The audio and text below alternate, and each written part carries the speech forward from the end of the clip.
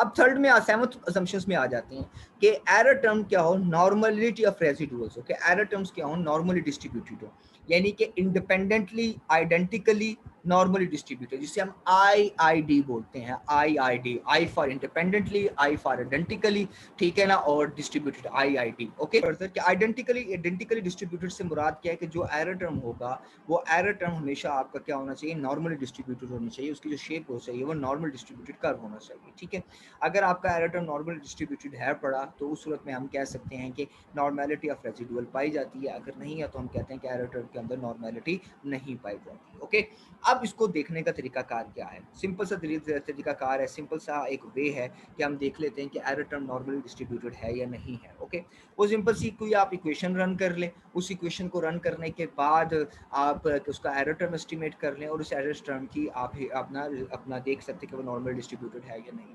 मैंने सपोज यहाँ पे एक आपके सामने एक नॉर्मेलिटी के नाम से एक वर्क फाइल ओपन की हुई है। अगर आप उसको देखेंगे, नॉर्मेलिटी के नाम से एक वर्क फाइल अवेलेबल होगी जो मैंने डाटा आप लोगों के साथ शेयर किया हुआ है। अगर आप इस वर्क फाइल को अगर आप देखेंगे तो मैं यहाँ पर दो किस्म के वेरिएबल्स हैं, IQ और वेजेस। यानी कि हम कहते हैं कि वेजेस जो होती हैं वो बेसिकली IQ पे डिपेंड करते हैं, जिसका IQ लेवल जितना ज़्यादा होगा उसकी वेज उतनी ज़्यादा होगी, जिसका IQ लेवल जितना कम होगा उसकी वेज उतनी कम होगी। मैं एक इक्वेशन एस्टिमेट करता हूँ, क्विक में जाता हूँ और एस्टिमेट इक्वेशन करता हूँ, यानी कि wage is a function of IQ। Okay, wage is a function of IQ। मैंने ओके किया, जैसे मैंने ओके किया ये मेरे पास रिजल्ट्स आ गए। ठीक है, ये सिंपल से मेरे पास रिजल्ट्स हैं रिग्रेशंस के जो मेरे पास ऑलरेडी गिवन होते हैं। ठीक है, मैंने अब इन रिजल्ट्स के अंदर देखना है कि एरर टर्म की नॉर्मेलिटी है या नहीं है। दो तरीकेकार हैं, ठीक है, जो तरीकाकार आपको सूट करे आप उसको यूज कर सकते हैं।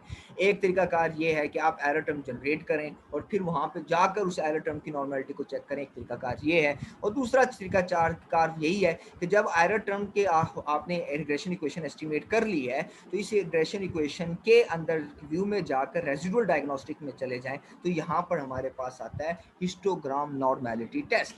यहाँ पे आ जाता है हमारे पास हिस्टोग्राम नॉर्मेलिटी टेस्ट, यानी कि ये हमें एरर टर्म की रेजिडुअल डायग्नोस्टिक है, इट मींस कि एरर टर्म की डायग्नोस करेगा कि एरर टर्म्स के अंदर नॉर्मेलिटी पाई जाती है या नहीं पाई जाती, तो यहाँ पर ही आ जाता है।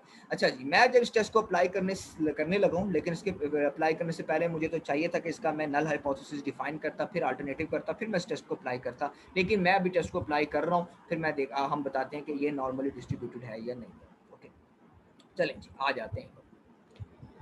ओके, आपका क्या नाम है जब आप नॉर्मल डिस्ट्रीब्यूशन की बात करते होते हैं, ठीक है, ओके, तो पहले अपने नल हाइपोथेसिस डिफाइन कर लें। Null hypothesis, the series is normally distributed. Alternative hypothesis है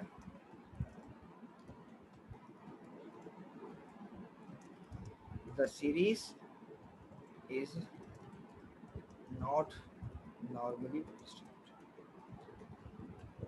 मैंने कहा गलत टाइप करने से बेटर है मैं बुक से रेफर कर लूँ, ठीक है, वो एक लाइन होती है बस वो देख ली मैंने।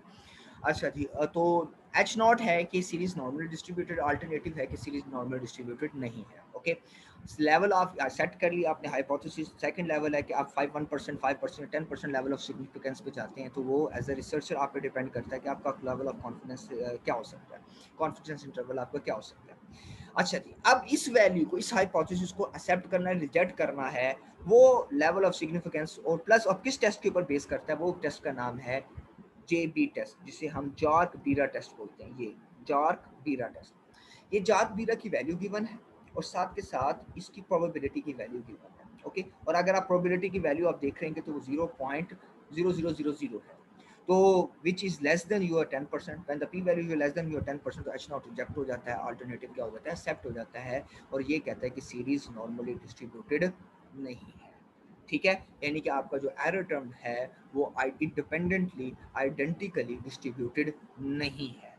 ओके, अब जब आपका एरर टर्म इंडिपेंडेंट डिस्ट्रीब्यूटेड नहीं है, आप इसको और भी जगह से देख सकते हैं, आप इसकी स्क्यूनेस की वैल्यू को भी देख सकते हैं, पर्टोसिस की वैल्यू को भी देख सकते हैं। स्क्यूनेस की वैल्यूज में आप लोग देखें बस दो होती हैं, या पॉजिटिव स्क्यूड होता है या नेगेटिव स्क्यूड होता है या जीरो होता है। अब ये देखेंगे ये पॉजिटिव स्क्यूड है तो इसके लिए जो इसकी टेल है वो लेफ्ट साइड के ऊपर, राइट साइड के ऊपर आ रही है। अगर ये नेगेटिव स्क्यूड होता तो इसकी जो टेल होती है वो नेगेटिव साइड, अपना लेफ्ट साइड के ऊपर होती। ठीक है, तो ये आपकी वैल्यू 1.7 है, तो ये पॉजिटिवली स्क्यूड है पड़ा। ओके, जब इसकी टेल जो है वो राइट साइड के ऊपर है तो ये आपका पॉजिटिवली स्क्यूड है। और कर्टोसिस की वैल्यू जो है वो बेसिकली हम लोग सेट करते होते हैं थ्रेशोल्ड 3। अगर वैल्यू ग्रेटर देन 3 हो, लेस देन 3 हो या 3 हो तो हम इसको पीएमएल की सूरत में याद करते हैं, प्लेटिकॉटिक, मेसिकॉटिक या लेप्टोकॉटिक।